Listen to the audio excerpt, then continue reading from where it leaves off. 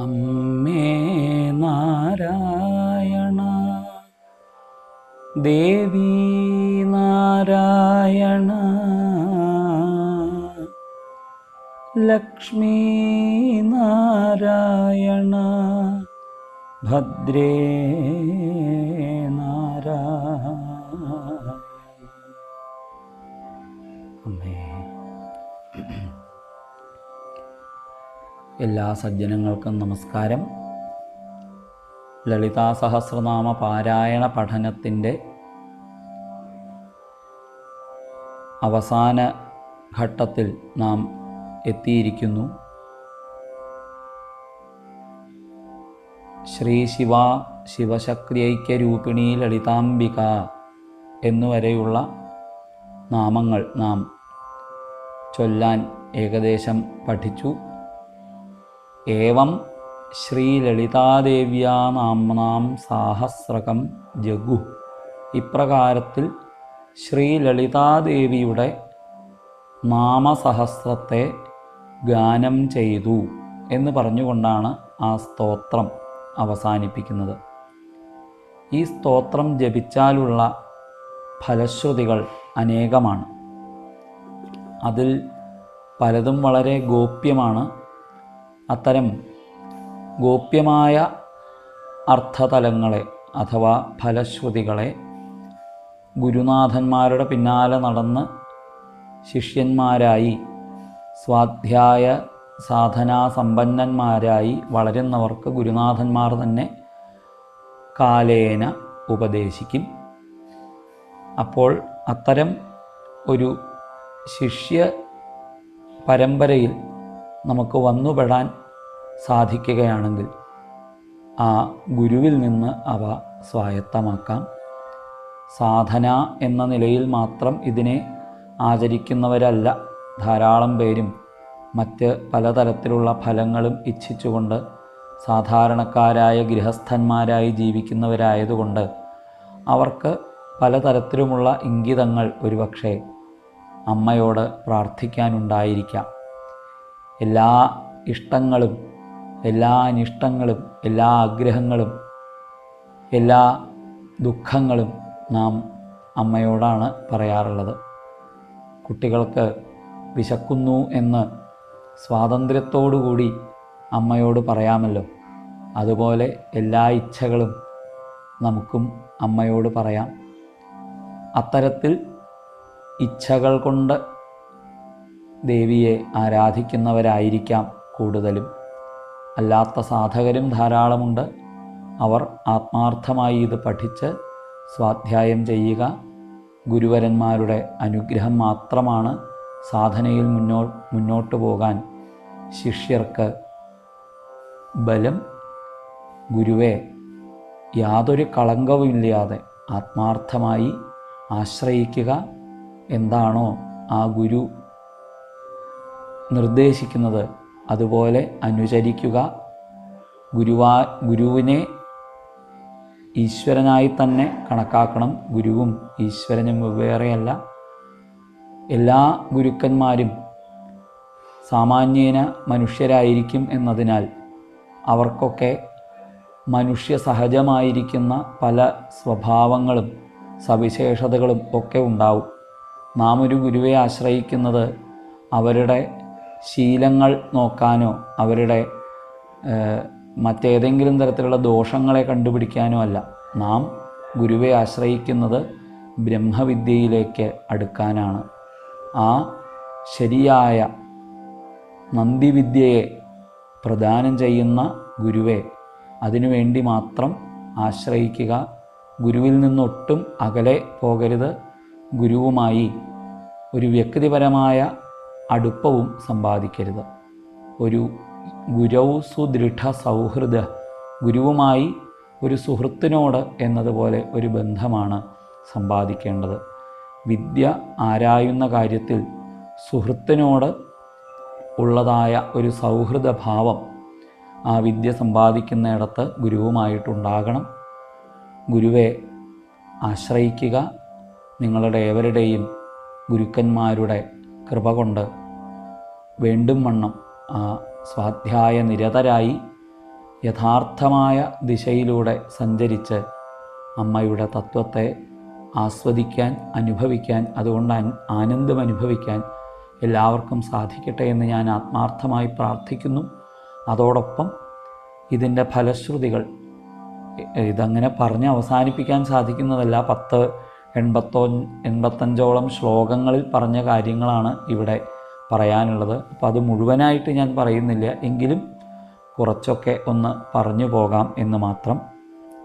ഏതായാലും ഏറ്റവും രഹസ്യങ്ങളിൽ രഹസ്യമായ മന്ത്രങ്ങളിൽ ഒന്നാണ് ലളിതാ സഹസ്രനാമ സ്തോത്രം. ഈ ദിവ്യമായ സ്തോത്രത്തെ പോലെ ഒരു സ്തോത്രം ഇനി വേറെ ഉണ്ടാവില്ല എന്നുള്ളതാണ് ഇതിൻ്റെ ഒന്നാമത്തെ മഹിമ. കൂടാതെ രോഗങ്ങൾ നശിക്കണം എന്ന് ആഗ്രഹിക്കുന്നവർ, രോഗങ്ങൾ നശിക്കണേ എന്ന പ്രാർത്ഥനയോടുകൂടിയിട്ട് ലളിതാ സഹസ്രനാമം ജപിക്കുകയാണെങ്കിൽ അവരുടെ സർവ്വരോഗങ്ങളും ശമിപ്പിക്കുന്നതും സമ്പത്തിനെ വർദ്ധിപ്പിക്കുന്നതും അപമൃത്യുവിൽ നിന്നും കാലമൃത്യുവിൽ നിന്നും നമ്മളെ രക്ഷിക്കാൻ പ്രാപ്തിയുള്ളതും ആണ് ഈ ലളിതാ സഹസ്രനാമം.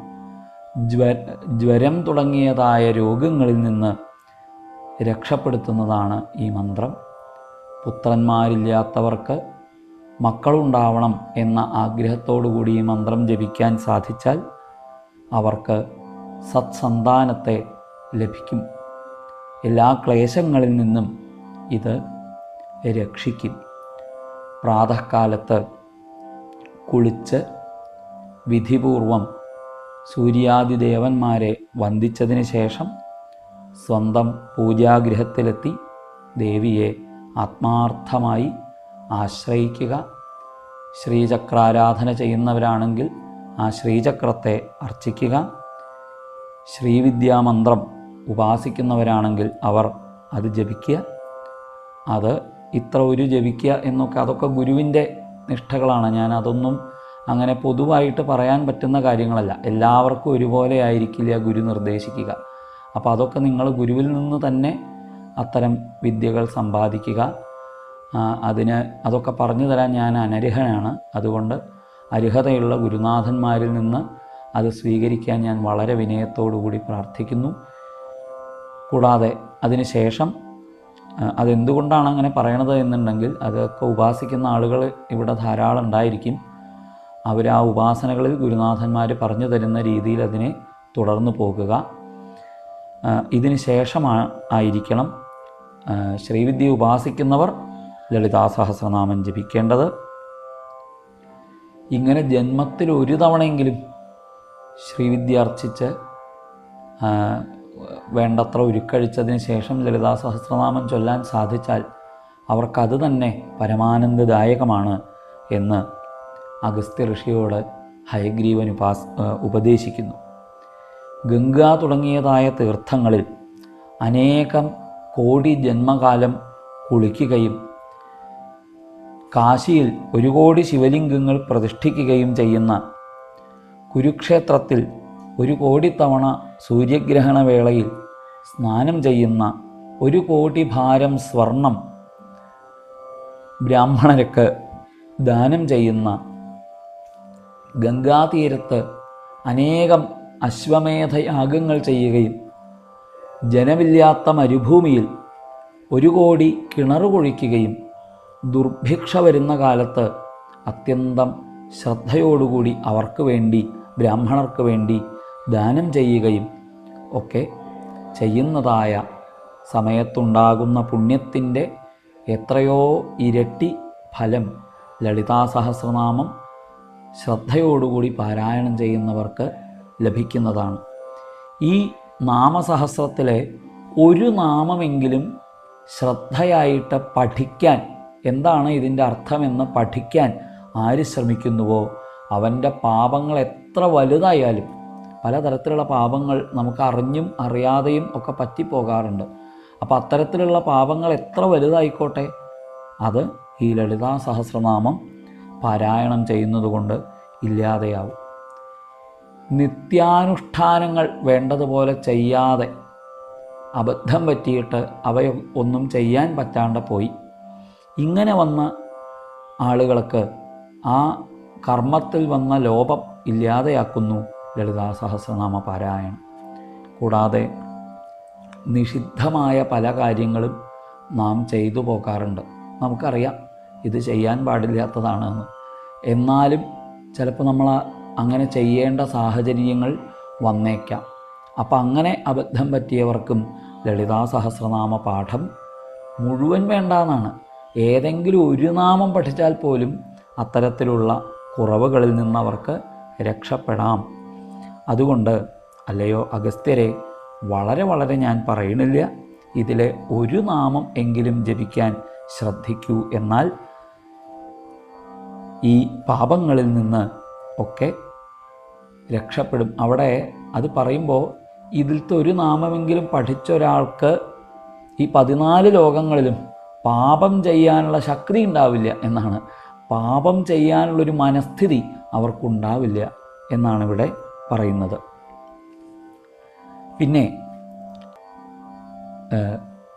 ഈ ലളിതാ സഹസ്രനാമത്തെ പാരായണം ചെയ്യാതെ മറ്റേതെങ്കിലും മാർഗങ്ങളിലൂടെ പാപം നീക്കണം എന്ന് വിചാരിക്കുന്നവരാണെങ്കിൽ അവർ തണുപ്പ് മാറാൻ വേണ്ടി ഹിമാലയത്തിലേക്ക് കയറിപ്പോയാൽ എന്നതുപോലെ ആയിരിക്കും അവരുടെ അവസ്ഥ.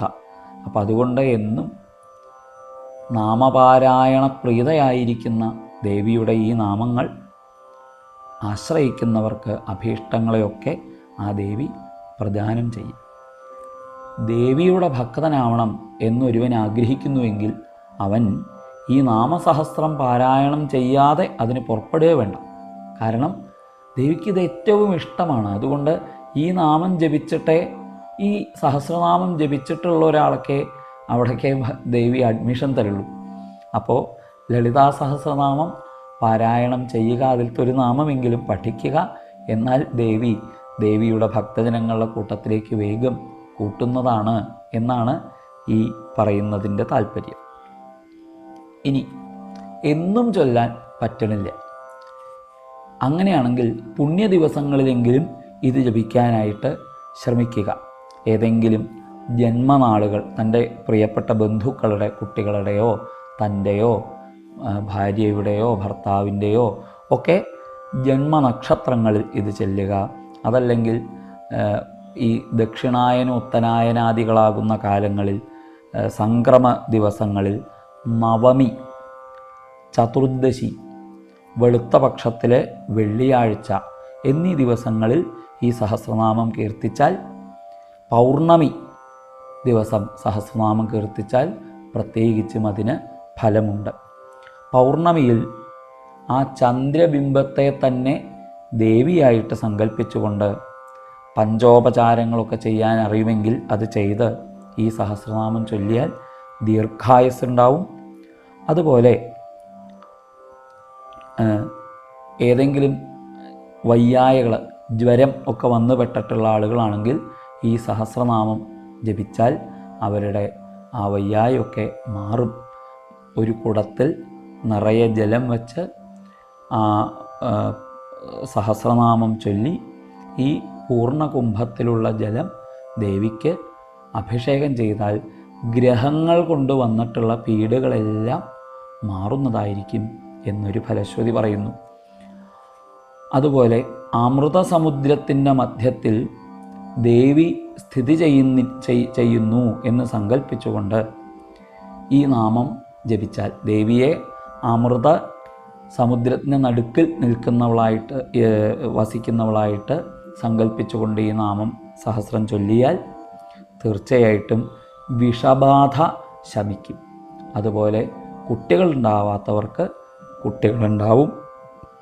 ആ കുട്ടികളുണ്ടാവാൻ ലളിതാ സഹസ്രനാമം ജപിച്ചിട്ടുള്ള വെണ്ണ അത് സേവിച്ചാൽ മതി, പുത്രലാഭം ഉണ്ടാവും എന്നവിടെ പറയുന്നുണ്ട്. പിന്നെ